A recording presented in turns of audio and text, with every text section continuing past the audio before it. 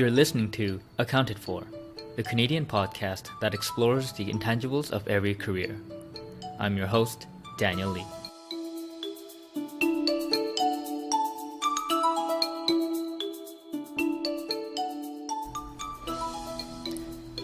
Hello folks, happy Wednesday. Today's episode is another one whilst on my trip to Vancouver, and so part of the Vancouver travel series, and trying to give you a bit of the West Coast flavor for my predominantly Torontonian audience. Today's interview is with Natasha Jung, the co-founder and executive producer of Cold Tea Collective. Cold Tea Collective is a media company that focuses on telling the stories of Asian American millennials, Asian Canadians too, just Asian North Americans.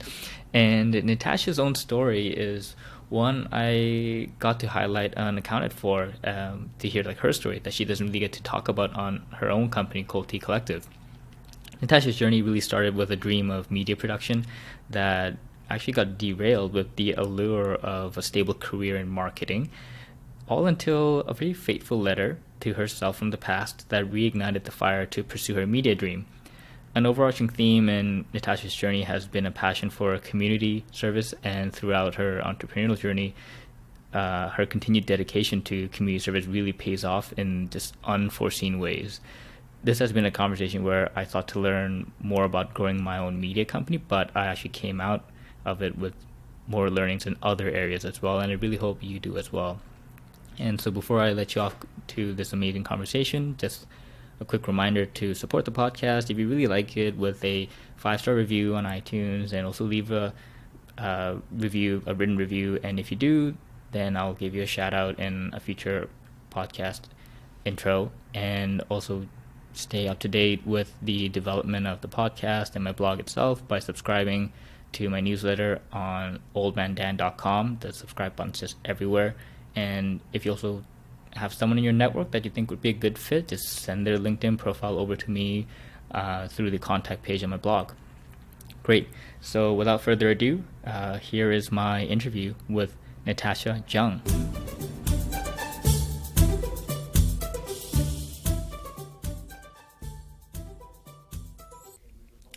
Hey everyone, welcome back to Accounted For. Today on the podcast I have Natasha Jung.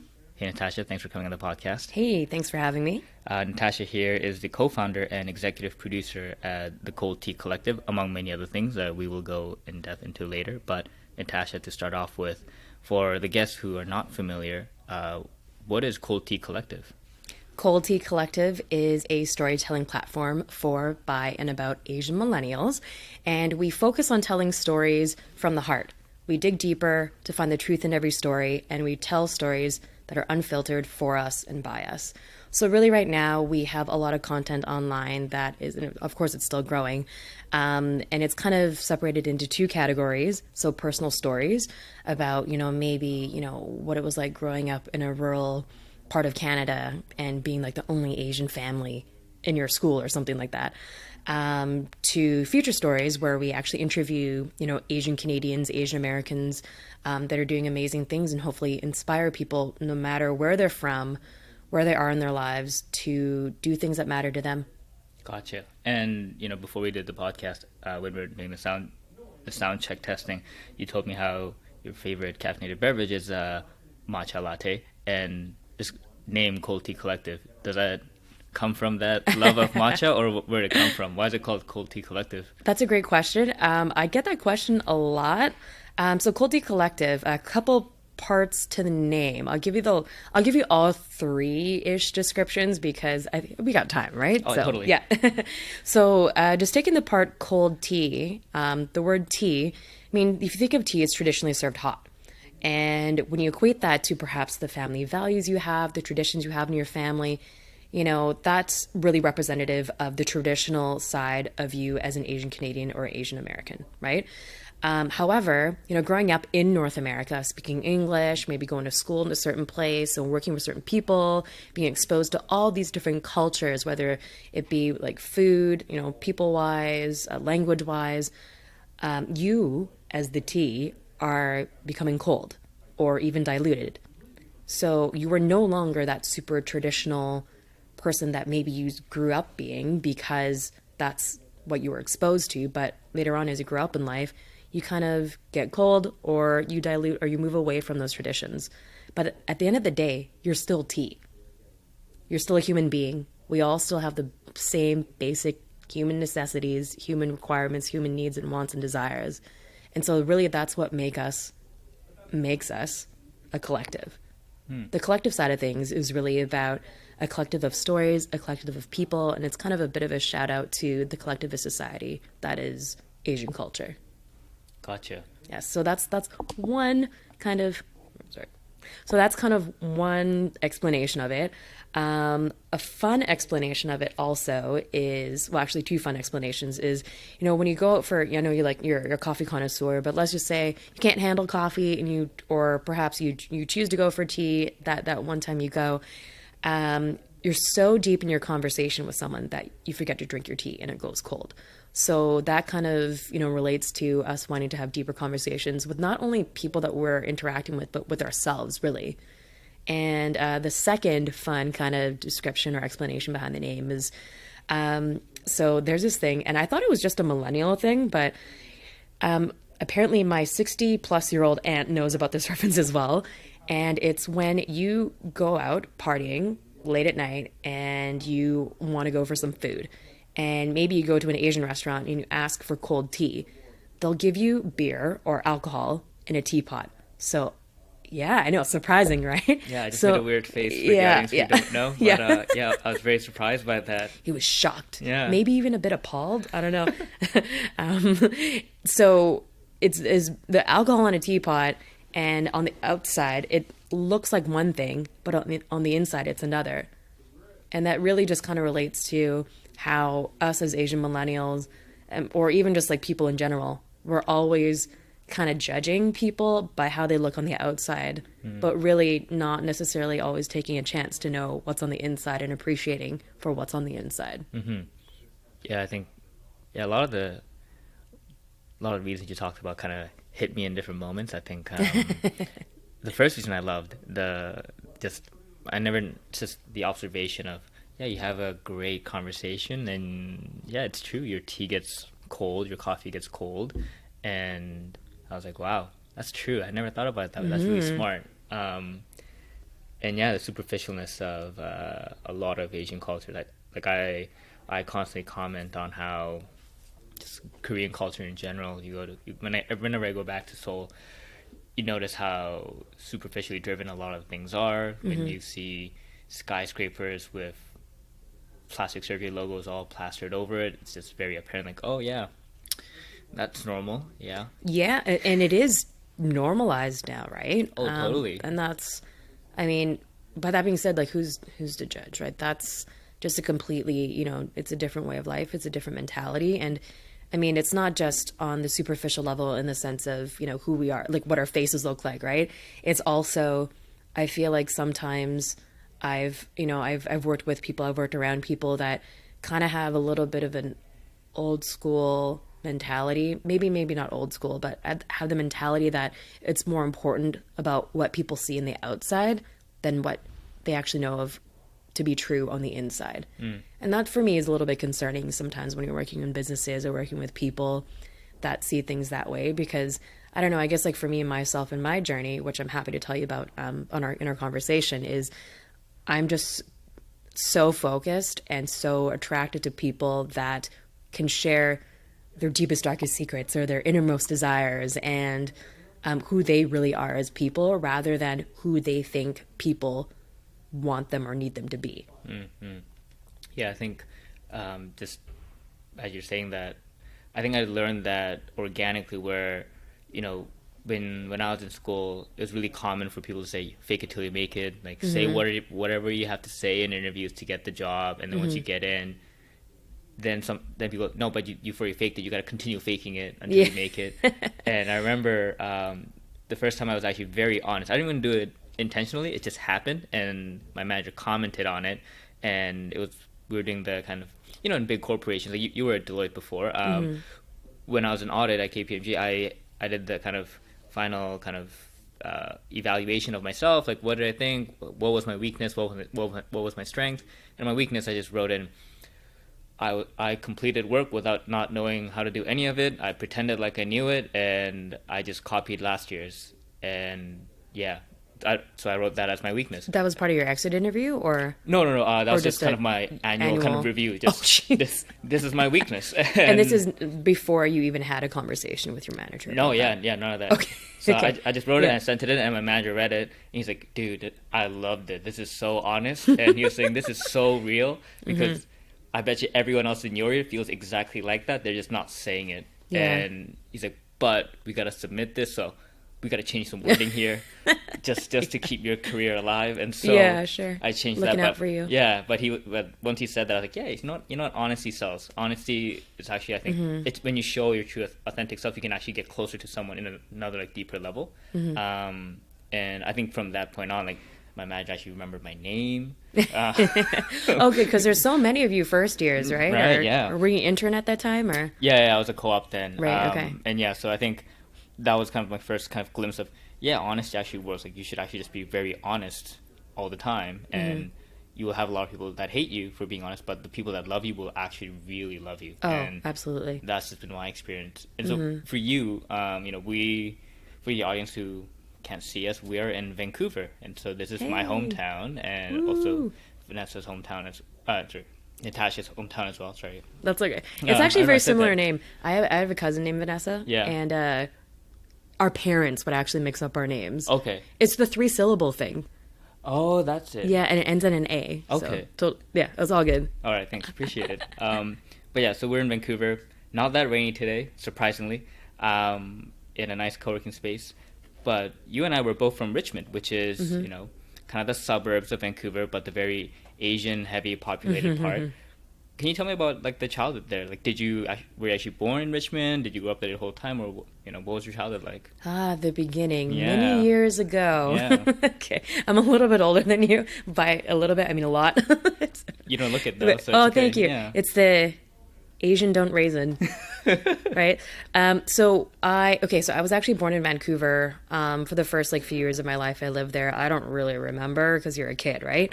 But my childhood really was in Richmond, but it's not the Richmond, BC that we know of today. So when I grew up in Richmond, I grew up in kind of like the far, far, far East Richmond. Sorry. I grew up in far, far East Richmond. The area is called Hamilton. So Hamilton's actually at number 9 Road in Richmond. And so if you're from the area, really far. Yeah, it's really far. It's just before Queensborough. It's just before New West. The very end of the East-West connector is where I grew up. I spent about 8 to 10 years there. I don't quite remember. So really it was a very small town, small community, one gas station, one elementary school, one community center. And that, I think, really shaped my upbringing and my life today, because I feel for me, that's where I first felt a sense of community and pride for my community. I first started volunteering when I was 10 years old. I'm 31 now, almost 32.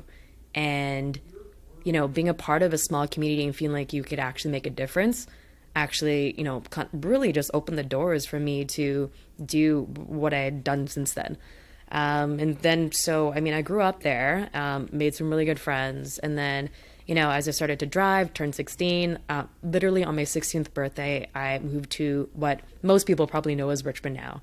I went to high school at McNair, secondary. I was part of this program called the Mini School Program. So it was a little bit of accelerated learning, outdoor education, performing arts, and community service. All those aspects to make what was really, I guess, hyped up back then, which would be a really quote-unquote well-rounded student. Academically, I wasn't that good, to be honest with you. I was actually a lot more focused on doing good for my community, because that's where I felt, once again, I could make the most impact. And that's where I felt the most connected to, not only to people, but also to the things that I was doing. And so it's really funny now, looking back, doing all these things in the community at such a young age, from especially from ages 10 to 18 when I graduated high school. All my involvement in the community really shaped who I am today. And when you were growing up, Were your parents first generation immigrants? So you were born here, so you were, I guess, Yeah, you're the so second generation? yeah, so I was born here. My mom was from Hong Kong. She moved here when she was 12, and my dad was actually born here as Gotcha. well. But Oh, wow. his parents immigrated here. So yeah, I don't know too many people that have that same kind of like familial background as I do. But that being said, like I don't think it's too uncommon for people in Richmond as well. But I mean, like growing up in Richmond, in my high school in particular, I would say that the population was probably about, you know, gosh, like 40% like Asian, 40%. Actually, no, maybe 50. It's probably about. Okay, let me backtrack a little bit.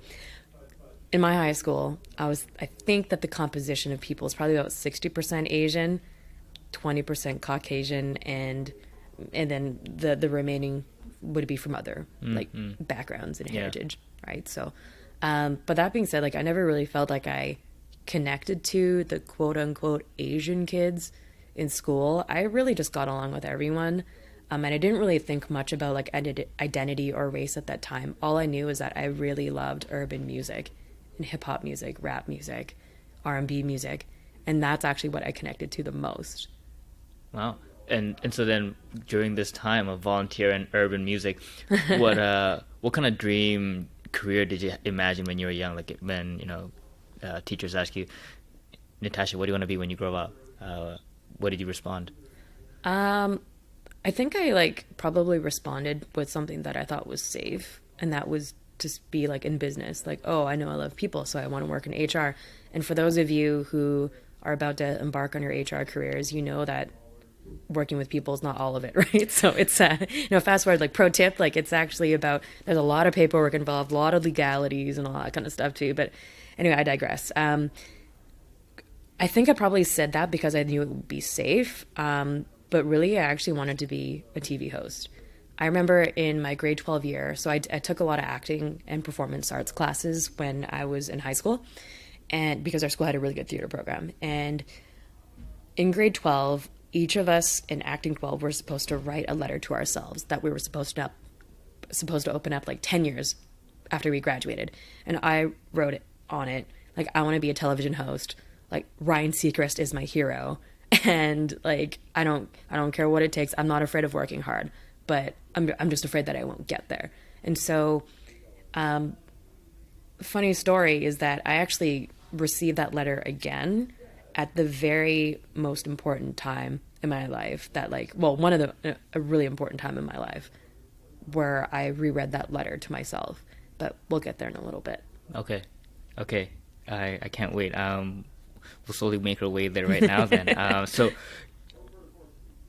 when I the reason I think when I first reached out to you was because I saw your LinkedIn profile, and when I looked at it, I was like, this is really diverse. There's so many things on here. I don't really know where to start. I think she's a media producing personality, but she has so many stuff here that I'd really like to dig deeper into. And so if I just go through the whole kind of linear list, it's you start out in SFU in communications, and then you went over to Quantland to do some like events coordinating. That's right. You went over to Deloitte to do some marketing. Went to Vision Critical to do some more marketing. Then you were at Crofton House. You went to Novus to become to do producing. You did strategy and ops for LNG Studios, and now you're at Cold Tea. But while you're doing all that, you also did a lot of like freelance stuff yourself. Like you're like a public speaker, you're a consultant, you're like host as well as a producer. But when I look at what you're doing in university, you also worked in like all these TV gigs. Like you were at CTV, you were part of the Canadian Idol, you're part of CTV News. So before we go into all this, I'm really curious how you respond. When you go to parties, I struggle with this nowadays too, is you meet someone for the first time, and then commonly the question is, so what do you do? How do you answer? What do you respond with most of the time? Oh gosh, if I tell you, can you tell me yours after? Because maybe we can help each other out. Honestly, like the first time I was fun employed and like working on my own, I really struggled with this question, not because I didn't know what to say, but because I didn't know how people were going to react. The second time around, which is like fast forward to present day, when I really like I'm making the concerted effort, the very specific choice to be, self-employed. This is how I would say it. So let's practice right now. Ask me. So pretend we're in a party. Yeah. Okay. Hey, nice to meet you. So what do you do with your life? Oh, wow. That's a great question, Dan. So I work in media and education. And so, depending on, just kind of, behind the scenes now, but, depending on what situation I'm in, or, my goal is to ask the person what they do first, or like not first a question I ever ask them, but like before they have a chance to ask me, because strike first. Yeah, strike first. The reason being is because I want to understand like what context they would want to hear first. It's kind of like knowing your audience, right? And so, for example, I went to a party like last weekend. I was speaking with a teacher, and I was like, wow, that's really cool. Like, I've done some work in the education space. And then they'll say like, oh, so are you a teacher? I'm like, well, not quite really. And then I'll go through like, I've done this, I've done that, and et cetera, et cetera. And currently, I'm actually working on a contract with SFU, working with first and second year business students on a very specific program around leadership development, personal development, goal setting, career exploration, and public speaking. And so I know that in itself is a lot. And then once again, like depending on, what that person does, I might actually lead with the media side of things. I'll say, I have my own new media startup. It's for Asian millennials. And then depending on how they respond to that, I might go deeper into that.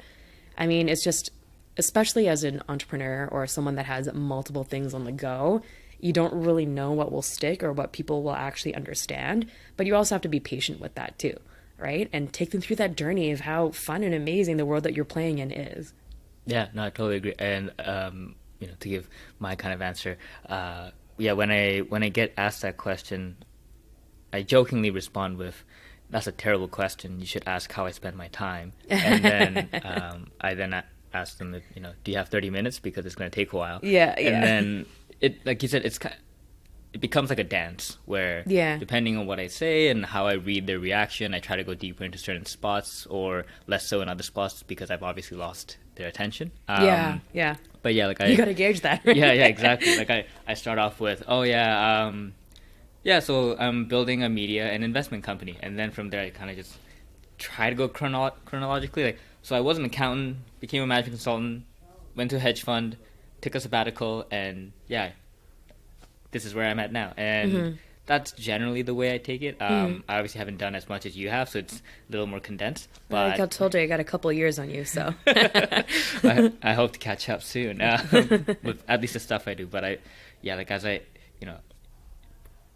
I'm saying this in front of you, but as I've gotten, as I get older, I start hating the birthday approaching constantly. Oh, my friend. Yeah, I know, I got a long way to go. That being said, though, so like it's funny that you bring that up, because I felt the same way. Yeah. And honestly, like I think a lot of us do. Yeah. And I'm glad that you're admitting that as well, because I think I hear, maybe it's just the social circles that I'm in, but I feel like I hear that more from women rather than men. Men are just like, oh, whatever, right? It's like, sure, like no big deal, right?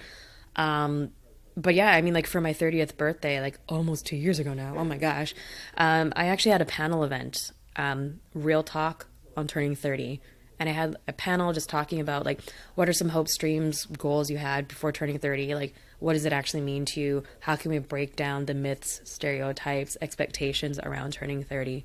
And it was a really great feeling to kind of be at the table or in the same room with like 100 plus people, just being like, yeah, like I totally feel that. I totally felt that pressure, but hey, you know what? Like we all are on our own journey, right? And what's really exciting is that, being over the 30 hump now, I can say this, and maybe you can tell your future self, is it actually gets better. And what I really like most about it is that you become a lot more confident in who you are and your journey that you've taken to get there. And, it's kind of like zero fucks given, right? I mean, you still care about what you're doing, but it's just, you don't care as much about what people think about you, because you realize that, wow, I've been through some shit, so I kind of know what I'm talking about now, and I need to just make this work for myself. Yeah, and I think something I try to constantly tell myself that's helped me is, like, I'll tell that to my dad, and then my dad will say, dude, you've only really been free for 3 years. It's only been 3 years since you've done university. So if you think about it that way, you're like a child still. Yeah. Good point. Thanks, Dad. Yeah, Thanks. Yeah, thanks. it's good perspective to have. And so it's I found it a little fascinating when seeing how you said you wanted to be a TV host, so you were going down that route when you had all these internships in the whole media space, like what I would consider to be just traditional media in the TV space. Yeah. And then you went straight into like marketing for full time and just onwards. Why did you not stay with the whole media landscape? Like go back to City TV or CTV News, or like the big giants there. Great question. So to add a little bit more color to that, so I was doing all these internships and kind of like side gigs while I was in school. So I was studying communications at SFU, getting my undergrad there, and I think so. My gosh, I haven't thought about this in a long time because I graduated in 2010, almost 10 years ago. So it's been a long time. But your original question was, why didn't I just continue on with that? So the media landscape at that time was very focused on news and journalism. There wasn't really like the bloggers weren't that big, like video, like personal video. Like what year was YouTube created? Was it 2008 or something? Yeah, I think so. I think it was in its infancy, right? Yeah, so I don't think it really got big until like mid 2010s. Mid 2010, maybe 2012 early, or something. Yeah, 2012. I think 2012, 2013. That's when I think everyone would have a YouTube channel on. Yeah. Like when I was in like lecture rooms, people would just be on YouTube instead of paying attention. But yeah, I think that's when it was kind of getting really big. Yeah. But I'm a bad example. I'm really late to technology all the time. Like I'm the laggard. Yeah. Like that's why my friends called me Old Man Dan. Like I didn't know what Twitch was for a long time. Like there's this YouTuber called PewDiePie. Okay. I didn't know who he was until about a week ago. Okay. And my friend showed me his video. I was like, wow, I have no idea who this person is. He's like #1 YouTuber. Or apparently. Still? Like, I don't know. Something like that, I haven't been keeping up, to be honest. Like I've never seen a single video of his. And he's like, oh, dude, you got to get on with the times. But yeah, so. You do you, okay? Like, obviously you're busy with other things as opposed to watching YouTube. Yeah. I guess like for me, while I was interning, I remember very distinctly, I had the opportunity to, intern at City TV, the local station in Vancouver with breakfast television, and I think a couple other shows as well, something about food and something about real estate. And for me, like I had the opportunity to interview for those like junior associate producer role, like super, super junior, super entry level role. Didn't quite work out, but the producer that I was like interning for at that time, like really just gave me a shot to try to like, put my name in the hat for it. And I really, really appreciated that. But then like, obviously like I didn't get it. Then I realized like, hey, like, I guess like in the back of my mind, like I knew that I didn't want to go into news, like news journalism. I really wanted to be more in entertainment. And Vancouver wasn't really the space to do that at that time, right? And I think just kind of in the back of my mind, like my parents, and to no fault of theirs, like this is all they knew, right? We're just like, oh, it's not really stable, like in that industry. You got some great experience and like, you finished your degree now, so that's good. Now you can get a job and stuff too. And I guess in Vancouver, I wasn't at that place in my life, wasn't ready to move away. And so like, I really applaud students or even new grads to like move away out of their hometown that they've known for so long, or only like known that place, to move away for a new opportunity. Because at that stage in my life, like I was basically still a baby. Like, I mean, like I was 22 or something like that, but I still felt like I just wasn't really ready to move away yet. And so like the opportunities in Vancouver were more so in the marketing PR space. And so I felt like, hey, my background, my work experience, as well as student experience really lined up with that a little bit better. And that's kind of how I got down the trajectory of the marketing world. I spent about let's say 5-6 years in the marketing space, like professionally, for working full time, people paying me to be like a marketer, event planner, public relations person, communications person, all the above. And I learned so much. I learned a lot.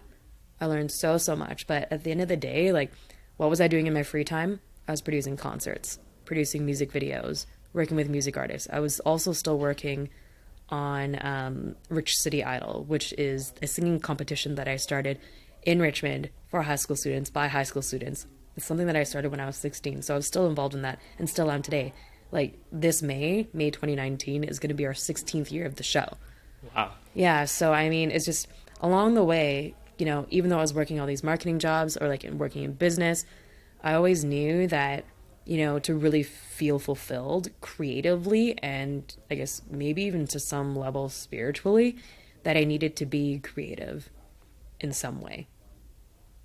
And what kind of what really motivated you to continue pushing this on? It's like 16 years of having something going on, like Rich City Idol. That's a long time, and not even that, but just the constant, the focus of spending your own time on working with different music artists and all that. Like, what motivated you to continue like pushing on to doing this while having this kind of overlaying day job as like a marketer? I don't know. I don't think it was just any specific thing that motivated me, but for me, and it's the same feeling with Rich City Idol and with Cold Tea, is that if you create something that means something to others, I think you owe it to other people to make sure that you give the best of yourself, to make sure that it's meaningful to them or that they can be successful. And just to be very clear here, so Rich City Idol as a singing competition, it's essentially an event. The students spend like basically the entire school year planning it, right? It's a singing competition. We work with, all the different high schools, the public schools in the Richmond School District, and we work with the winners of their individual singing competitions, work with them for a couple months, give them professional vocal coaching, choreography, group songs, put them on stage in front of over 500 people at Gateway Theatre in Richmond, the professional adjudicators and judges and all their friends and family, and it's a great time. So that's just a little bit of background on that. But I guess like for me, I'm just still in awe that, people, these young people, these students, high school students even, it actually means something to them. So they want to put something into it. And so for me, like, I want to impart that knowledge and give them the tools to have not only a successful show, but open doors for future career paths for them. Because honestly, that's where I learned the most. And that's what opened doors for me. And you talked about how, so you had this marketing profession for about 6 years. And earlier you mentioned that, you're not at 28, so this is kind of like the end of that marketing career. You had this kind of more cathartic moment where you get the letter back. So take me through that time period. What was going on? What happened, and why was it such a key event in your life? So at that time, I had taken a new job at a tech company, and when I was brought on, I was kind of sold this vision of, you're going to be in charge, like, strategically of events for, like, marketing events within North America, work on strategy, brand, and then we'll move you into another part of marketing. So I was like, all right, cool, because I had all this event planning experience from Deloitte, and I learned like so much from there, but it just became really repetitive for me. And I also realized that, hey, even if I move up into management, that's not really going to make a difference for me. I'm still basically going to be doing the same thing, just with higher stakes. And if you screw up, you're really toast. You know what I mean? So when I made that transition, like, that was kind of always the goal, to transition out of events. But then a couple months in, a person that was working on my team that was doing more of the hands-on operational event planning stuff ended up leaving for another opportunity. So I was really left holding the bag, having to do the strategy and the execution and the operations and the reporting and like all the above, basically. And what ended up happening is that I ended up burning out. And the burnout wasn't necessarily from working a lot, but I realized in retrospect that the burnout was because I was doing work that I didn't feel connected to. I wasn't in touch with my values. I wasn't doing work where I felt like the work that I was doing was being valued either. And so it was in Chicago after running a 3-day like customer conference, and I had literally probably had 8 hours of sleep over the last like 3 days. I finally got a chance to sit down, and my boyfriend at the time, now my fiance, was with me as well. I got this like random message on Facebook from this girl that I went to high school with, and it was like basically pictures of that letter I'd written to myself. The very top of the page, it said Carpe Diem, and in that letter it said like, I want to be a TV host. I already said this, but in that letter it said, I want to be a TV host. I want to have my own television show. I want to be like Ryan Seacrest. I don't really care about working hard because I know I can work hard. It's just I don't know if I'll have the confidence to do it. What really struck me about that is that I'd gone through this entire journey in like my marketing career. I'd even like interned in all these places and stuff too. But I was basically kicking myself because I still wanted the same thing, but I hadn't gone out and done it yet. And that's what really got me. And so that's what really like pushed me to be like, okay, so wow, like I can't believe I just left that whole like the media side of things like aside, even though I was doing these passion projects along the way. Like I didn't never really give that an actual chance. And so that's when I reached out to Novus TV and asked like, hey, can I do a couple segments for you in front of the camera? Can I also produce? And for a while, like that was kind of like my side hustle, my volunteer side hustle.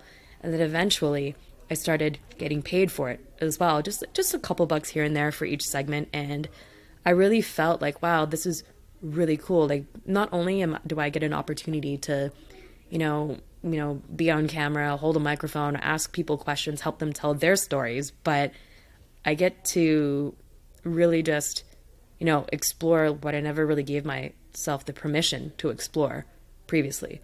And while that was happening, it was just about my 29th birthday. And that's when I started thinking about like, oh my gosh, I'm turning 30 soon, right? But for 29 first, right? So the final late 20s barrier. Yeah, exactly. That whole like short runway there, or seemingly short. Obviously, every year has, the same amount of time, right? Except for the leap years, I know. And with that as well, I would say that I was actually in my current job then doing events. I was actually very depressed, and I didn't know it until something else happened. So it'd been a couple months where I was working my day job and I, was doing the television production and hosting on the side as well, that I started to get the sense like, hey, things aren't really going to work out for me at this company. And I realized that I was actually in like probably the worst place I'd ever been professionally, because I told, once again, my boyfriend at the time, hey, like, I actually don't care if they fire me tomorrow, because I freaking hate my job. I hate how it makes me feel. I'm working so many hours, and like my brain, like I feel like I literally said to my boss before, like I don't feel as like I'm as smart as I used to be because I'm not using my brain in the way that it's supposed to be working. And so what ended up happening is I realized that they were going to let me go. And so I said, like, kind of being like a young person that's like never been let go before or whatever, I was like, no, I'm going to resign first, kind of thing. Right. So I went into the office, like I was all prepared. I'd even like packed up my stuff and like had it in a box. Like I had started taking stuff home already and all that kind of stuff. It was really hilarious. In my mind, actually, it's still pretty hilarious. And hopefully some listeners find it pretty funny too. So I'd already like packed up all my stuff, and then I was supposed to have a one-on-one with my boss at the time. And she brought me into this boardroom, and like on the phone, like on a speakerphone on the table was the director of HR. And they're just like, hey, like, we're going to let you go. I'm like, oh, well, I had my resignation letter here. And I was just like, oh, wait, I should really just shut the fuck up, because if I don't take that package, I'm not going to get severance. If I don't take that package, I'm not going to be able to get employment insurance, right? So that was a really humbling experience for me. But at the same time, it was like, as much as I like really struggled at that job, as much as I like kind of didn't really feel aligned with my manager at that time, she always said that like, hey, if I'm going to need to let you go, or if there needs to be some shifts in the team, you will know. I'll give you some sort of a sign, right? And, to her credit, like, even though we didn't really see eye to eye and they didn't work out, like, she did give me those signs. And that's where I was just like, oh, right, shit, like, I'm probably going to lose my job, kind of thing. So when that happened, I actually like got up and like around the boardroom table, away from that speakerphone that was talking to me, telling me that I was fired, which is kind of weird because HR has to be quote unquote present, right? When that happens, it's really weird. And I can tell you about that completely, like either this time or another time, or if anyone has any questions, you can have my contact info too. But I actually went around the table and I hugged my manager and I said, thank you so much for the opportunity to work with you, and thank you for letting me go. Because I realized already in that moment, it would give me an opportunity to do what I really wanted to do. And what I was doing at that job was not what I wanted to do. And did you feel when you found out that you were being let go, do you ever feel like it impacted kind of your own personal confidence, or was it actually, did you feel it was more, oil on the fire, like it actually improved it more? I don't think honestly, I don't think those two are mutually exclusive. They're not mutually exclusive because anyone that's kind of been through that kind of experience, or like a similar experience, is that you'll know that there are kind of ups and downs. It kind of comes in waves, right? And I mean, I mentioned depression because, you know, I realized like later on, like after the fact, looking back, that like, holy shit, like I was exhibiting signs of depression in that job. And so, I mean, my time after I left that job, or like it left me, or however you want to call it, it you kind of play with your mind a little bit. So what I was really like more so upset about myself for was like, I should have known, like, why did I take a job for the money? Why did I do something that I knew like wasn't the right fit from the beginning? You know, I should have known better is basically the narrative or like how I was scolding myself, if you will. But of course, like it did fuel my fire to be like, hey, you know what? Like I got to look back at what's really important to me. And that's where I did that self-work of realizing like, hey, like throughout my career up until this point, I've always done these creative things, right? I've always, you know, tried to be a storyteller of some sorts. I've always tried to do something with like music or like media or education.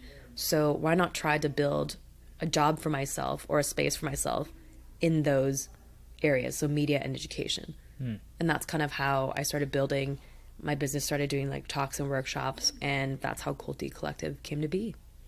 And what was the early period like? Like I find that for me, like it's been close to a year now of not having a job, so being still unemployed. But I found that I've been experiencing weird ups and downs with the 3-month mark, the 6-month mark, 9-month mark. It's really weird. How was it like for you, like actually going through that period and trying to take the decipher, okay, what's it going to look like? How am I going to make this work?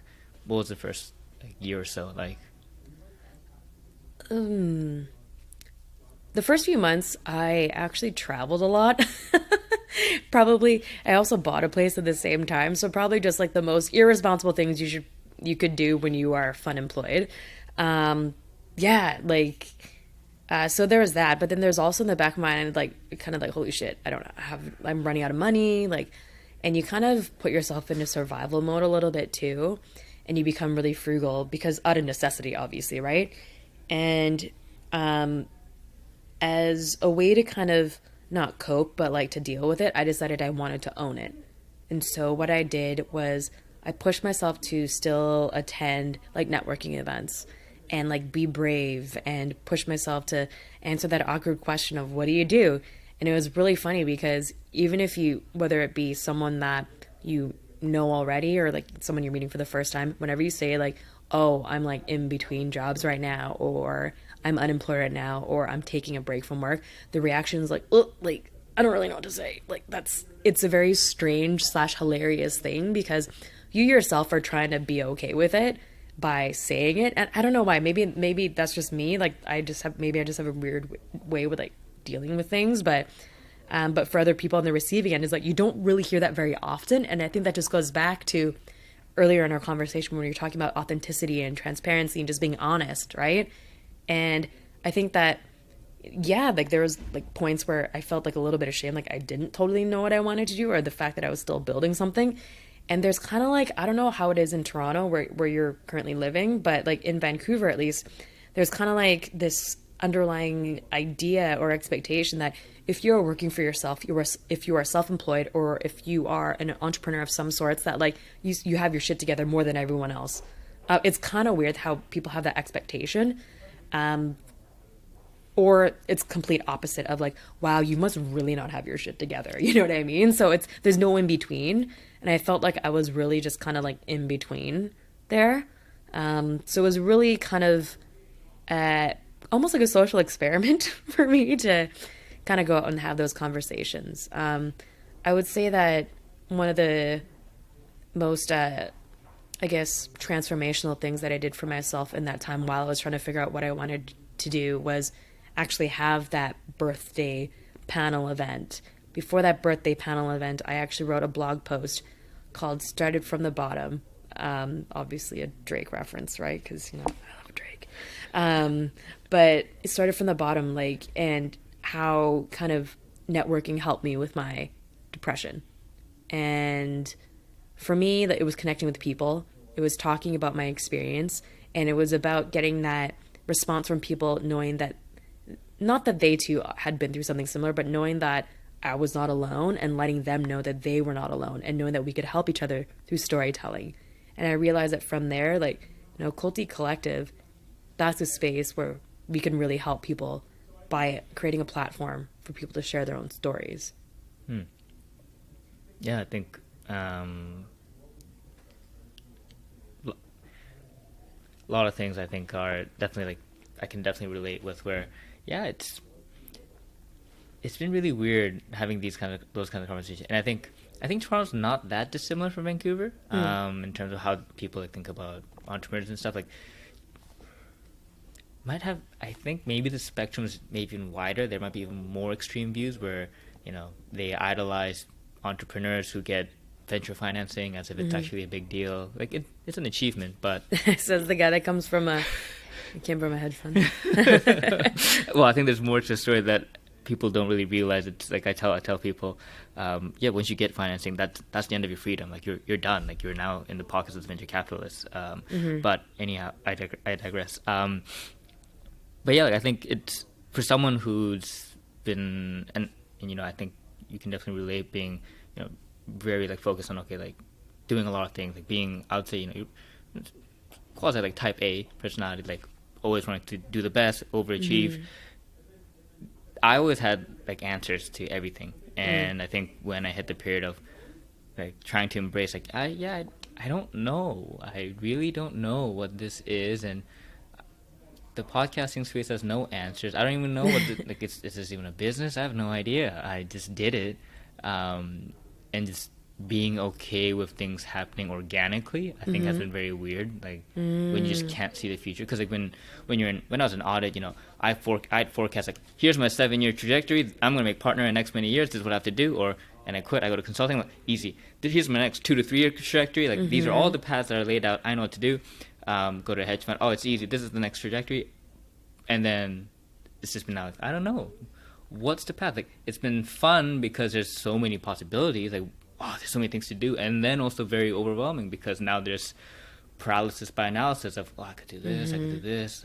I'm meeting all these people, I'm learning so many things, but at the same time, what do I focus on? What is the decisive thing that I have to do? And so for you, how did you focus? How did you, embrace being lost and decide, okay, I think I'm going to take this route. I'll go down this route. What was the route that you took in the beginning? Or what was the route I took in the beginning, or how did I come to those decisions? How you came to it and what you ended up selecting. Right. Yeah, so when I first kind of lost my job,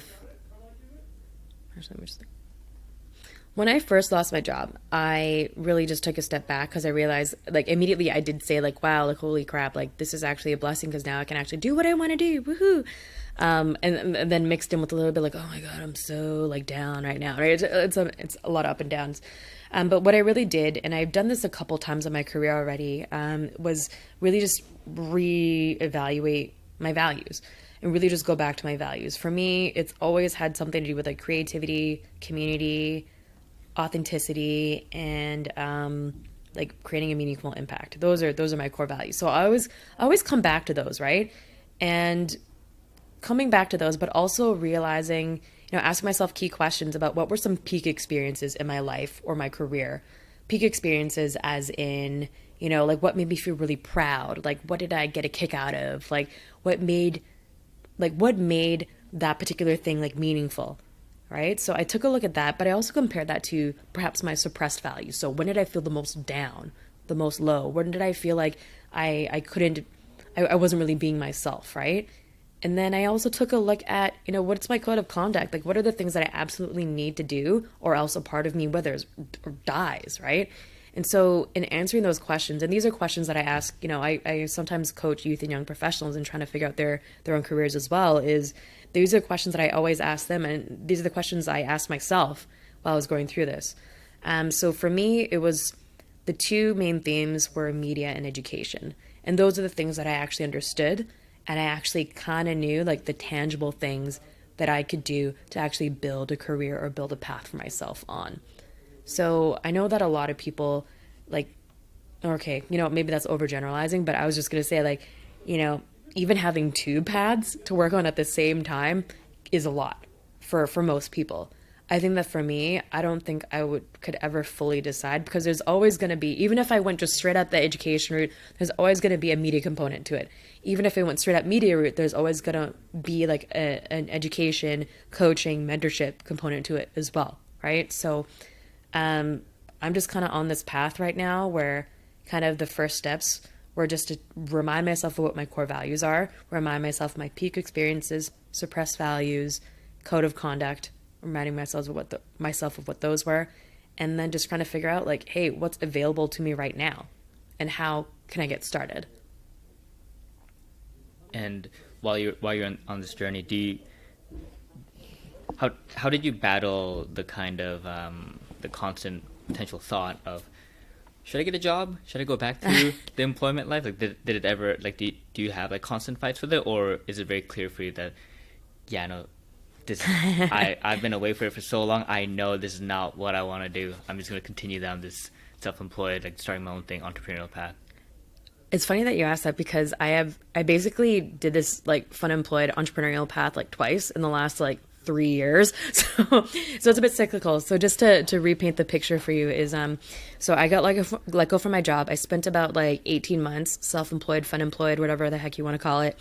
And that's when I built up my talks, workshops, education, media stuff. And then what I'd done on my own as a freelancer or a contractor actually led me to be able to get offers for part-time employment. That's when I started working as a work experience program facilitator at Crofton House School. So that's an all-girls high school in Vancouver, BC. And then from there, I was also doing the television production stuff. And that led me to actually the full-time gig doing production and then strategy and operations, which ended up being HR, a lot of it, at LNG Studios and Novus TV. And then from there, like I most recently left that job in August of 2018. And I left that because I realized that, hey, like I'm putting a lot of time and energy into this, but it's not my end goal, right? Like I know that whatever I choose or whenever I choose to go back to a regular, like full-time job, like I'm going to give my all no matter what. But I felt like for me, like, being in my 30s now and wanting to have kids in the next few years, that I really just need to do me. I need to do what I've always set out to do, because I don't want another instance like 10 years down the road from now to open that letter for myself again and be like, oh crap, I did it again. You know what I mean? Like, that would be pretty tragic if you ask me. But yeah, so I mean, like right now, like my mindset is just, I want to, create my own full-time job. I want to be my own boss, because like, I mean, I have asked like, am I unemployable? No, that's not true, because clearly like I've gotten jobs before, right? So, but like what is the difference between, working for someone and working for yourself and building your own team? And I just feel like I get a lot more enjoyment out of the latter.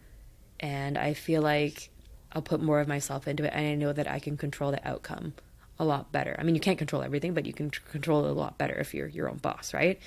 And so for me right now, I don't really have plans in the near future to work full-time for someone else, because I'm really enjoying what I'm doing right now. But yeah, like it's kind of scary sometimes, because contract to contract, you don't really know what's going on, but I really do believe in what I'm doing with Cold Tea. And like in the last like year as well, I've been able to bring on an amazing team of volunteers that are just super passionate about what we're doing. And so I feel like, similar to Rich City Idol, like I owe it to them to really take this seriously, turn it into a revenue generating business, and create a space for Asian millennials to feel like they're being heard and being seen. Mm-hmm. And I think what's underlying this career path you've been going on, I think I've been noticing is just this continued dedication to kind of community service, like a lot of volunteering. You mentioned how you had that earlier on in your life, and you've been continuously doing it. Like I remember in our first conversation, you were telling me about how you're working with the university right now to set up a program, and that kind of happened from them like hearing about seeing you while you gave like a talk at a volunteer organization, and it's like it's these things that just don't seem to have some kind of direct payoff, or like, when, I could totally see like if parents ask, or like friends ask, like, why are you doing that? Why are you spending like time doing something that's not going to generate any revenue for you? And what's it going to end up into? But you take on a job at Novus that's like more, you volunteer, and then that starts into something, and then you go into like production for them afterwards, and it leads to like LNG, like you're part of like the youth board of trade, I think it was. Correct. And and you're constantly volunteering your time because it's also like, that is really authentic to just what you believe in and the values that you have, and it actually just pays off in really weird ways, it seems, just and you just can't forecast, you just don't know. And that's what I constantly tell, like, if I were to make any kind of correlation in my life, it's just been like this kind of 9-year career I've had as a powerlifter. My parents, when they first saw it, they're like, why are you just lifting all this heavy iron all this time? You're never going to grow. Like, what's this going to do? Like, it's not even a rich man's sport. Like, why can't you do golf? So then, old rich white people will like you better. Like, golf is a Korean thing too, right? Yeah, it also is. Yeah. That's what I've heard. Well, see, Koreans love doing stuff that's highly respected by old rich white people because they hold all the power. So my childhood has been very heavily in doing tennis, golf, piano, like all that kind of stuff. And then I luckily had great parents who let me quit, and they're like, yeah, if you don't like it, just don't, but we just want to give you an opportunity. I was like, no, that's perfect. But yeah, like, I tell people, like, oh, you know how I got the accounting job? It's because the partner said, hire the kid who deadlifts 400 pounds. Like, that's what he literally said. You stood out that way. Yeah, exactly. And like, same with consulting, same with the hedge funds. Like, they continuously, all my interviews were all just focused on, so what's it like lifting 500 pounds? Like, what do you do? What's your training schedule like? Like, that's all they really care about. Yeah. And so I think it's just really weird how certain things that you're really passionate about, like, that are really authentic to yourself, just pay off in this really sometimes unconventional way. And for you, like, when is cold tea this kind of your intention for it to be like this full new conglomerate, this media company that you want to become like the full-time business for yourself? Is that the intention behind the company? That is the intention. Yeah, that absolutely is the intention. And I think we had just like very humble beginnings too. And I loved like hearing your story about how you started off with powerlifting as well, because I think that, as adults, like, we don't really give ourselves the permission or space or time or whatever it is to quote unquote play anymore. And cold tea was really just play for me in the beginning. I was just like, yeah, just, share my stories, share other stories, and that's really cool. But now it's like, holy crap, I want to take this more seriously now, because it's a great time to be an Asian in America or North America, right? And man, like, I just joined like Subtle Asian Traits and the Asian Creatives Network, like, on Facebook. Like, so, okay, that's a completely different discussion, but yeah, just to, I want to take it more seriously. I want to build this platform, this media conglomerate. I don't know how long it's going to take, but, I'm ready and willing to put in the work out there, because I think someone needs to do it, and I'm happy to be that person. No, and I think, kudos to you for doing that. And I'm really excited because, you're definitely more ahead in this media creation stuff than I am. But, as someone who's learning about it, and this whole new space I've just recently stepped into as of last year, like, I recorded my first vlog yesterday. So that was Did you? Yeah, that was really fun. Ooh, congrats. Yeah, like, I first stared at the camera. I was learning how to use it from my brother, and then he said, your iPhone's so much better. Just use an iPhone. So I was like, all right. So I set it up. Yeah. And I just stared at it, and I was like, I have no idea what to say. So I kind of stared at it for a few, like, solid 10 seconds. And then I started talking, and without knowing it, it was like 30 minutes of recording. I was like, nice. All right, that's pretty fun. Yeah, and good for you. I got all the angles wrong, so I had like a double chin and everything. Like, that's the dad way of holding the camera. But I'll still probably post it out like sometime in the next week. But please do. Yeah, I think it's really cool seeing how you already got like volunteers to build out this company. Like, what did you have like a business model in mind as you were growing? Like, did you start seeing something, or do you still feel like at this point it's still, let's just try everything? How do you think about it as you're growing this company? Yeah, so to be completely honest, I'm still building out the business plan, and it has pivoted quite a bit, even just in the last few months. Because I do, when we talked about organic growth, I do actually want to see that organic growth first. At this point, I don't have enough data or research about what the media space could be like right now. And so something to keep in mind too is like, yeah, we've got a business strategy and all that too, business plan, marketing plan, social plan, like all the plans that you could have. But I have to realize also that if I'm planning out like 10 years from now, the media space, I can't predict what's going to happen in the media space at that time, right? So even if I plan things to a T right now for what I think success might look like in 10 years, I'm going to have to pivot anyway, right? So for me, it's really just about being agile and being on top of not the trends, but I would say being on top of this is such like a consultant like slash business term, but of best practices when it comes to media production and storytelling and online communities in particular. And also just kind of having a pulse on what's important to our audience, what's important to Asian millennials. And so, you know, in doing that as well, I really feel like I have to be like plugged into that community. It's not just Asian millennials too. I think it's, you know, a life stage. So 25 to 35, that's a life stage. You know a little bit to know a bit, right? But you're also thinking about your future, but you're also thinking about your past, where you came from. And so, I mean, there's a lot of growth that happens in that stage in your life, 25 to 35, sounds like a huge range. And it sounds like a 25-year-old would not have the same type of things on their mind than a 35-year-old, but it's all so connected, right?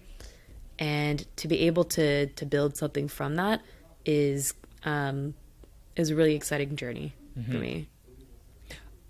I just want to thank you for that that frame, just because I forget who says it, but it might have been Robert Greene, the author of like the 48 Laws of Power, and I think he talks about how for most people who go to achieve mastery, the 20s and 30s is when you learn, 30s and 40s is when you actually execute your crafts that you're trying to achieve mastery in, and then the 40s or 50s are when you reap the benefits. Like that's just kind of how a lot of case studies have worked. And so, given that kind of framework, as you know, the consultant in me loves frameworks. Of course. I kept on thinking of, okay, 20 to 30s. Okay, I'm going to be 27 this year. I only have 3 years left in this part of the framework, and then I'm going to hit the 30s part. But when just hearing you say, 25 to 35, that's one different way of looking at the framework. It just kind of, just this perspective, like the point of view of, if I look at it that way, I have way more time than I thought. And, you know, as I say it, I know it might sound silly to some people listening, but for me, it's a very kind of important reframe of mine. And I think, like 25 or 35. Yeah, why does it have to end in like a decimal as like a new frame? Like it can be at right. 5 as well. And so exactly. And I think the 5s are kind of fun too, because it's exactly like traditionally like your 20s or your 30s, and it's honestly though, like that transition happens all throughout, and the midpoint I think is going to be really telling of like what you learned even between like 30 and 35 or 25 to 30. What you've learned at the beginning of that, like the micro like little framework there, if you want to call it that, is going to be very different than how you're actually able to apply your learnings at the end of that framework as well. And so I just kind of like to take a look at it that way. And if you think about kind of like the life stage you might be in from like, I would say maybe 30 to even 40, in the middle of it, things are probably going to shift anyway. Oh, definitely. And for you, you've been kind of still continuously been plugged into the media space all this time. What kind of changes have you, or your kind of network, been talking about, like seeing in this media landscape? Like what kind of change do you think is that the public or just kind of mass audience is just not aware of, but you just see in this whole industry? Changes.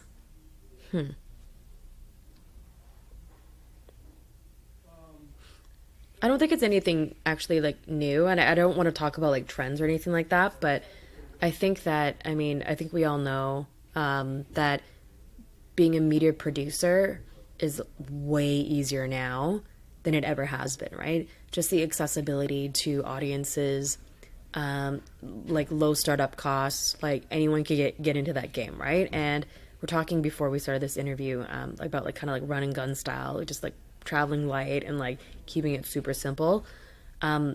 anyone can produce a video, anyone can start a podcast, anyone can start a blog or website, whatever, an Instagram account, right? But I think what the differentiator is going to be and what is really going to shift the media space is the quality of that content. And this, once again, is not anything new, but it's something that I personally want to focus on myself. Like, I don't want to just be, putting trash out there, because it's sensory overload right now, right? And I don't want to waste my own time on doing things that aren't meaningful. I want to create content that, and I hope others do too. And I know that there are others out there that want to create content that actually makes a difference for people. Mm-hmm. Yeah, the scarcity is in human attention, right? Like, yeah. Oh, Gary Vee. Yeah, I think Gary Vee says that. I think mine, I'm thinking of Seth Godin, but I might be wrong. Yeah. But they're both like marketing. I'm sure they both said it. Yeah, and I think it's just I've been thinking about it a lot too, in terms of, as I've been producing my content, and I'm a huge digester of like podcast content, and I'm just thinking there's so much stuff out there, it's just what gets my attention and what doesn't. Yeah.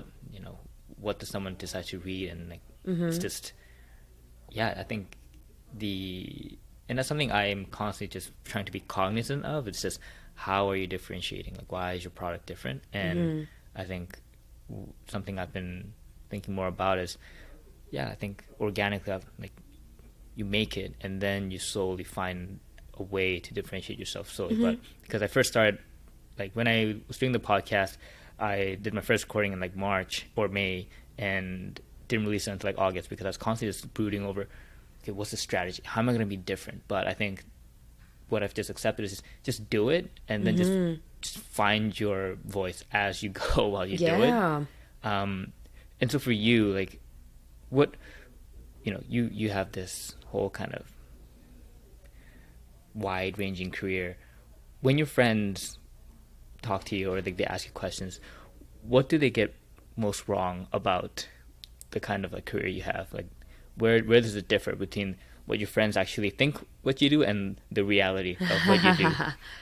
Oh gosh, that's a funny question, but a good question. Okay, where do my friends get it wrong between, or what's the difference between what they think I do and what I actually do? Yeah, so like, I guess like just to give audience context, and also give you some time to think.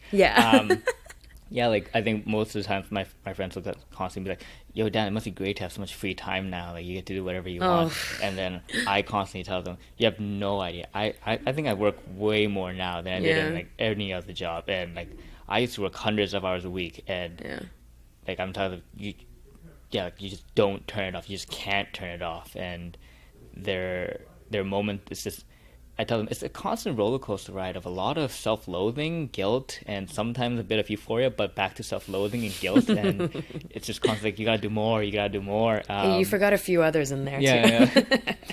Just the extremes. But like, so there's that kind of stuff. Or when my friends like ask me about, it must be great being in a hedge fund. You must probably just like be throwing money around all the time. And I tell them, no, you actually spend about a good 30 to 40 hours a week just not talking to anyone and just silently reading. Just reading financials all day. Like, you don't move your ass, you just sit there and you read. You stare off into empty space and you read again. And then they go, what, really? Is that all you do? And I go, yeah, that's literally all you do, man. Like, you it's just not the glitz and glam. Yeah, just sit there, file through papers, think a little more, and you just really gotta love stocks. And they go, damn, I don't know. Maybe I don't want to do that. Real talk, like shedding some light on that.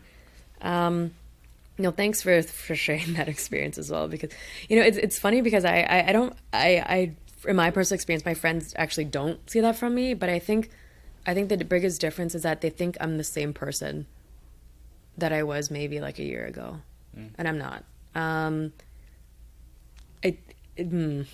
do I say this without sounding super sad? But like, I mean, it's for everyone, it's a journey, right? And I think that, especially working on my own, and especially being like a very extroverted person and not having coworkers like that are like, I see every day, we're in the same office space, that kind of thing, that actually takes a huge toll on me and my like mental capacity, like to actually have a, think clearly, make decisions and all that kind of stuff too. So for me, I actually, when I'm not working in a team or not working as closely with people, I have trouble making decisions. Like, I need to actually bounce ideas off people, right? And I'm sure that's pretty similar for yourself and a lot of others as well. But when it comes to like my friends and what they think that I'm like my work is or versus what it's not, is that they think that it's like, wow, like you guys are growing, like I see you putting a lot more content out there, blah blah blah, like yeah, no, and it's great, but it's just there's still like so much going on in the background. And the fact that like none of my friends, or like not a lot of them at least, are in the media space, it's all new to them, right? It's not only new to them, it's new to me too, like to do it in this particular way. So it's educating myself as well as educating them along the way too. I think a lot of times as well, like unless your personality is very inquisitive, I have a lot of people, like close friends or not close friends, they just don't know what to ask. They don't know like what to ask about like the media space or the work that I do, or the work that Culty Collective does, or even my education stuff. They just, you know, with something like maybe like accounting or even like, you know, working in any other job, it might, that's a little bit more, has a little bit more exposure in like regular everyday life. They kind of know like, oh, so like, do you work with this or do you work with that? But like, if you have no idea what that industry is, how can you even ask those questions, right? But I think that people in general are too polite to be like, oh, or like maybe they're embarrassed to be like, oh, so what does that really mean, right? And I'm more than happy to walk people through that, but I just want people to know, like, especially like in my friends too, like, hey, it's okay to ask those questions. It's okay to like not know what I do. It's okay to like be like, what does that even mean? It's okay to, you know, ask me for like some more information and ask me about work, and don't just expect that, you know, like you need to don't put that pressure on yourself to like know exactly what I'm doing, because you don't, right? And you know, it's just kind of funny because I think that, you know, I think people also realize, like my friends also realize that I'm kind of like in a delicate space too. Delicate in the sense of like, delicate in the sense of, you know, obviously finances are going to be tight, right? So, you know, with that, they don't expect me to, or they don't really like invite me out to go to like expensive dinners, like lunches and stuff. Cause it's like, hey, you know, actually like I gotta like, you know, cut down on the spending. And, but then, you know, once I start to say that, like they understand and they get it. Right. Or, you know, I think myself as a person, I'm pretty vocal about like, hey, I can't really do this. Like, just don't ask me about it. I kind of don't really want to know that it's happening, because I will feel FOMO, like so much FOMO. Right. And I think that being said though, like my friends are just, you know, super supportive, like where they can be. And, you know, hopefully yours are as well. You're nodding your head. Yeah, oh, no, for sure, yeah. yeah, like all my friends out there, I appreciate your support. Yes. Yeah. Shout out to the homies. Yeah. The day ones. Right. But yeah, it's also, you know, sometimes like when I'm with my friends, I don't want to talk about work. I don't want to talk about like that stuff, because I literally think about it all day, and I'm like the kind of person that is in my head all day, right? So I don't want to talk about that. Sometimes I just want to talk about like movies or like TV shows or like music or just like anything else but work stuff. And that for me is a great reason to catch up with a friend. Yeah, no, totally. And yeah, I think the whole loneliness thing has been very new for me as well, as someone who's also very extrovert, like that feeds off being around other people. Like the reason I go to coffee shops is just so I don't feel alone, just so there's a lot of people around me. Oh my gosh, yep. Yeah, like I just want to hear the noise. Or sometimes like I'll be in my own, like when I'm in my apartment, I have like, I don't listen to music, but I turn on like coffee shop sounds on YouTube. It's like 8-hour tracks of like coffee shops and like random places, and I just have it on just so I can feel as if I'm not alone. And so like the solution I found has been just sitting my girlfriend down and just vomiting all my thoughts and just dilemmas onto her, and then she just kind of listens, and I tell her, I just need you to listen. You don't have to say anything. You don't have to like think about it. Just you can be on your own like wavelength. Just be there, so I can just vomit all this, and then I'll just kind of come to a solution on my own as I'm telling her this, because it's just so different just talking out loud versus just thinking in your own mind. And that's what I realized when I was recording the vlog yesterday. I was thinking, you know what, even if no one watches this, just me recording it and just vomiting all this out, it's just going to save my girlfriend so much pain going forward. And I was like, wow, I think I just discovered something new. I think I know why a lot of people vlog. It's just so you can actually hear yourself think, literally. Yeah. I totally get that, and I totally respect you for that too. And it's I think we're very lucky to have partners that can do that for us. And here's the thing too, like I always tell my fiance, like, you know, I don't need you to respond to this. I just need to like say something and just tell me I'm not crazy. Just tell me I'm not crazy for thinking this way. Just tell me you believe in me. Just tell me you believe in me. And he's just like, I believe in you. I'm like, okay, thanks. Let's go back to watching Riverdale now. Just kidding. I don't watch Riverdale with him. Yeah, no, totally. Where were we? Well, another question I had that I've been thinking about, like something I've been really new to, is just this whole idea of marketing. As someone who's just been completely away from that and just has recently learned about like social media marketing and all that. Like, welcome. Thank you. Like I'm just like learning how to use Instagram still. Like, how, as someone who's been a marketer for professionally for like 6 years, how do you go about like building an audience? Like when you're building an audience for Culty Collective, like building your own like kind of LinkedIn audience. You got a lot of followers. How do you go about thinking about that? And what kind of strategy do you employ? I would say it's like same but different for those two things. So there's my this sounds like my personal professional brand. So like myself as Natasha Jung as a professional, as well as Culty Collective. Those are two, I would say, like separate things, but also very together as well. So marketing, I think, like for me, I just realized that even if I look at the metrics, it's simply just scrolling on my Instagram, like any pictures of myself in it, whether it be myself with my fiance, with my dog, like obviously the dog pictures gets like the most likes, but anything where you can show yourself as a person, that is what draws attention. If your captions like demonstrate your personality, if anything that you write or put out there really shows your personality and authentically, not just trying to be someone that you're not, that's what really, like, what people connect to. And I think the same thing goes for Culty Collective, in that, hey, we're not trying to be, an all-knowing resource. We're not trying to be also, like subtle Asian traits. Like, I mean, because that's something completely different. That's more of a meme community and all that too. But I mean, we're not trying to be, we're not trying to be everything to everyone either. And I think in finding that voice, you have to be really clear on who your audience is and what your goals are, right? And so for me, on my professional side, I know that my audience is youth and young professionals. So I will speak professionally, but with more casual tone, if that makes sense. For Culty Collective, casual, professional, but also kind of fun and in the know. So on the iPhone, they have your screen time app, and to tell you what apps you're on, like the most, how much time you spend on them. Like, so much of my time is on social networking, mostly Instagram, because I'm just literally going in there, finding out what people are saying, finding out what's important to people, what hashtags people are using, and figuring out like what's important to them based on their search, based on their likes, and based on the algorithm. You got to use the algorithm to your advantage.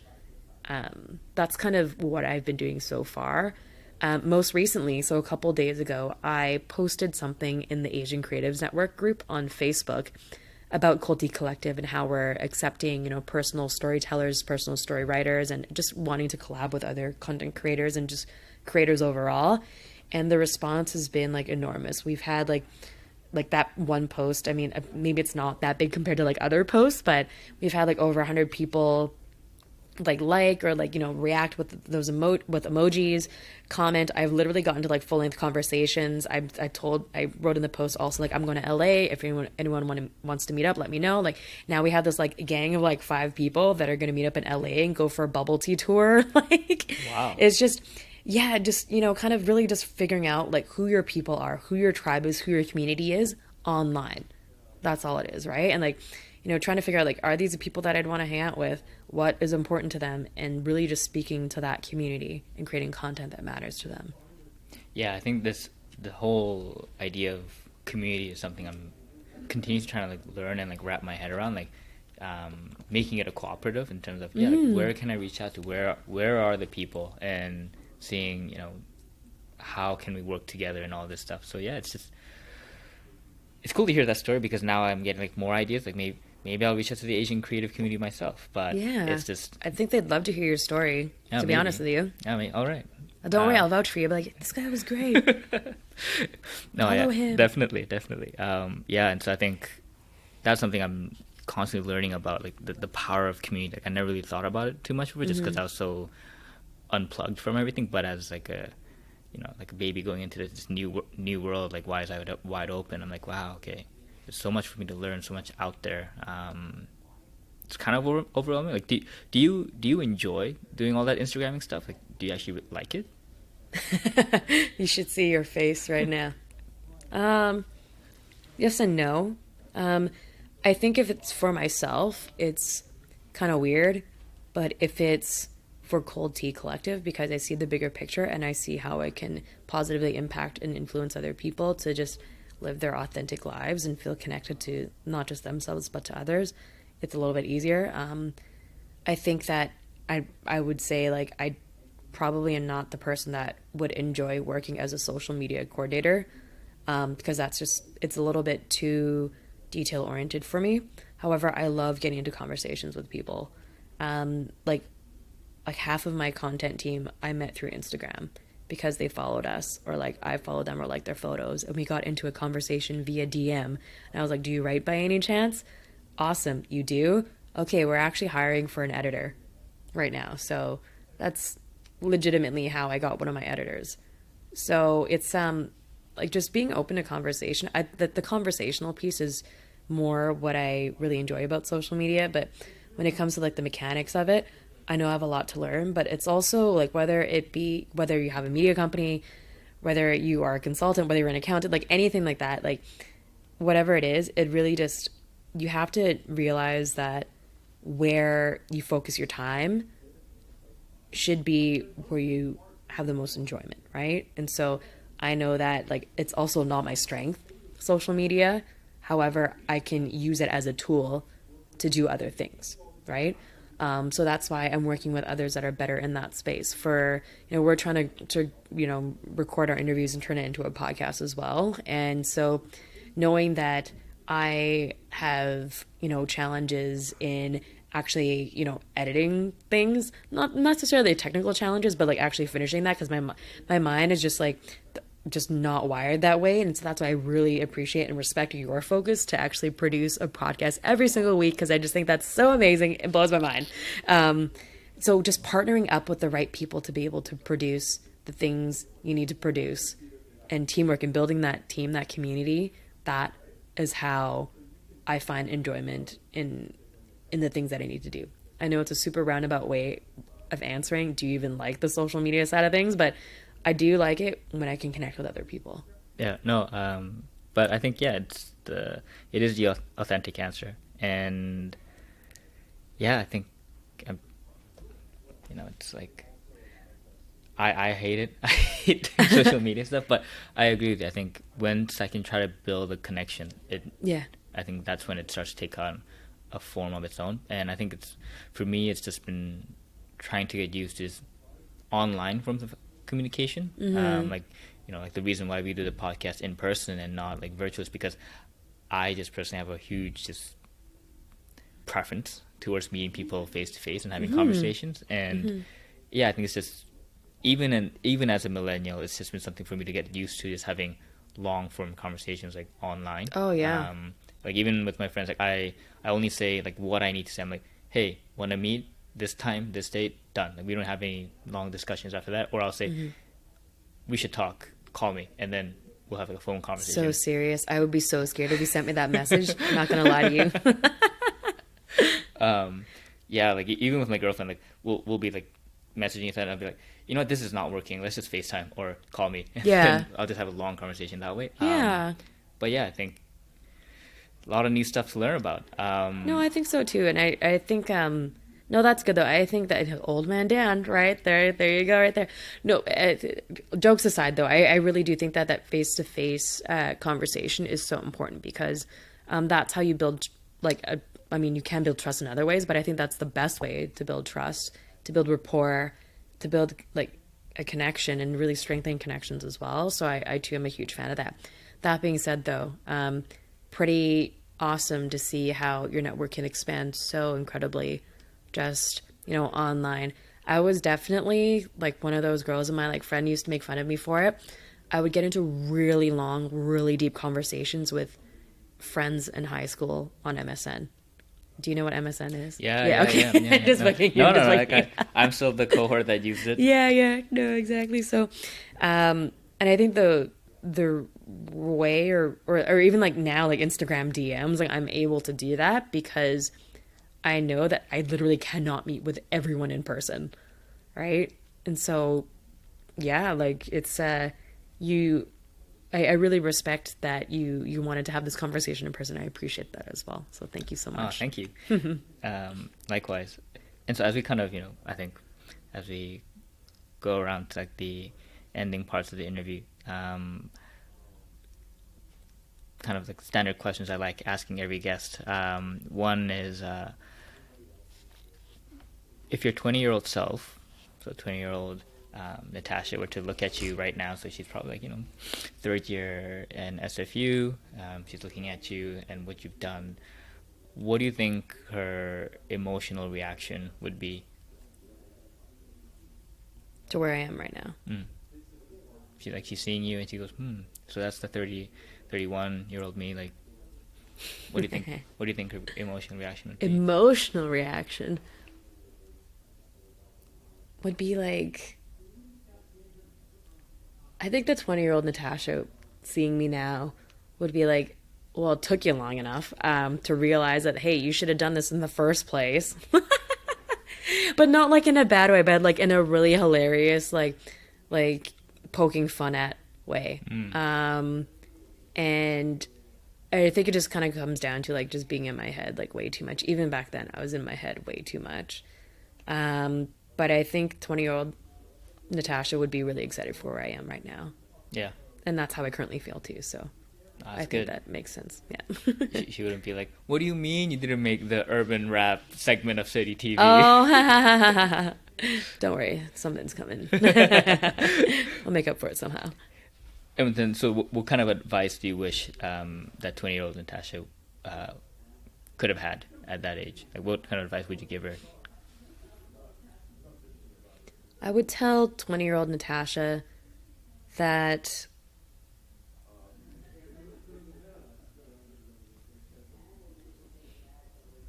let me think about this for a sec. Yeah, no, take your time. You can edit that out if you want.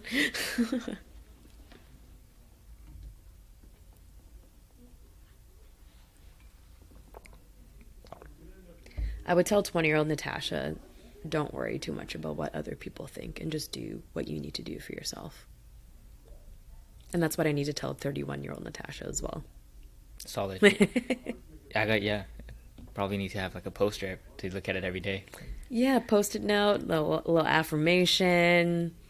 Yeah, all the above. It's just like kind of working on your own, kind of being a solopreneur, kind of, and being in your head a lot, working for yourself. You kind of need to remind yourself of these things. Yeah, I think a really cool saying was, the conductor has to turn his back on the audience to lead the orchestra. And I was like, wow, that's true. Oh, I like that. That's a good music reference right there. Yeah, you can use Very it cool. somehow in Cold Tea Collective, maybe. Yeah, I'm sure I could. I'm sure that would really resonate for sure. Yeah. And so, as the interview kind of wraps up to an end, where can people find you? Are you guys looking for other editors through Instagram? Or, give a shout out. You can, shout out Cold Tea Collective, like what other like things you guys are up to, how people can find you, etc. For sure. So Cold Tea Collective, once again, we are a website. We are on social media. You can find us at coldteacollective.com, as well as on Instagram and Facebook at Cold Tea Collective, and on Twitter at Cold Tea Media, because Cold Tea Collective was way too long for Twitter, apparently, to actually have that name. Right now, we are always looking for people to submit their personal stories. You can find out a little bit more about how to do that online at coldteacollective.com. And at the very top of the page, it says share your story. We're also looking for always like feature writers as well. So the difference between personal stories and feature stories is that personal stories are from a first person perspective. Feature stories can be an opinion, or interviews and all that kind of stuff as well.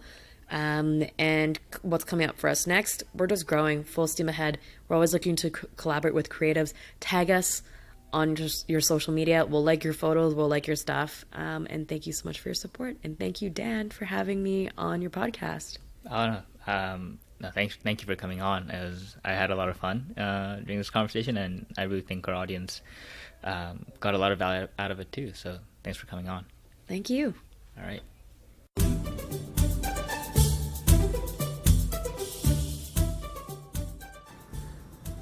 So thanks for listening to the podcast. If you enjoyed what you heard, please check out other episodes, and don't forget to subscribe to stay up to date for the future episodes. Also, I would really appreciate it if you would leave a review on iTunes, Google Play, or Stitcher, whichever is applicable to you. To see past episodes, you can go to oldmandan.com/podcasts. Also, you can sign up to my weekly newsletter on my blog, oldmandan.com/newsletter. You can stay up to date with future podcast episodes that way, and included in the newsletter are my book reviews I write, my weekly article related to the domain of self-development systems, as well as 7 things I learned throughout the week on being healthy, wealthy, and wise. Finally, special thanks to icons8.com for allowing me to use their music, Tiny People, on the podcast. Great. I will see you all next time. Take care.